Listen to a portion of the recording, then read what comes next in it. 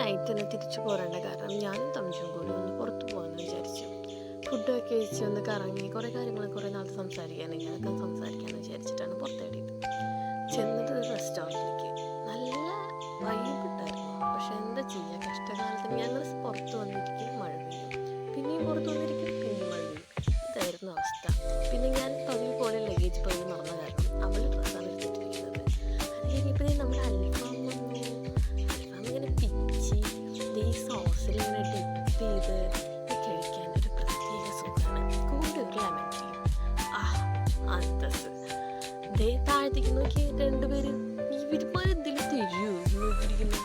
അത് കഴിഞ്ഞ് ആ ലെമൺ ടീ എടുത്ത് ഞങ്ങൾ പുറത്തേക്ക് പോയി കുറേ നേരം ഈ ചായയുമായി അങ്ങോട്ടും ഇങ്ങോട്ടും നമ്മൾ സംസാരിച്ചു.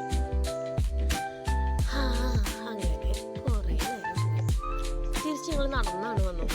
വലിയ ദൂരമൊന്നും ഉണ്ടായിരുന്നില്ല വീട്ടിലേക്ക്. അത് കാരണം എന്നെയും ഇതൊരു ട്രെയിൻ കയറ്റി വിടാനും അക്കീവും തമിച്ചു തന്നെയാണ് വന്നത്.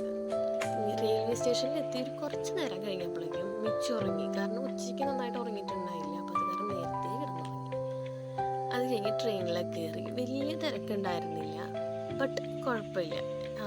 സീറ്റൊക്കെ കിട്ടി, ഉറങ്ങാനൊക്കെ പറ്റി.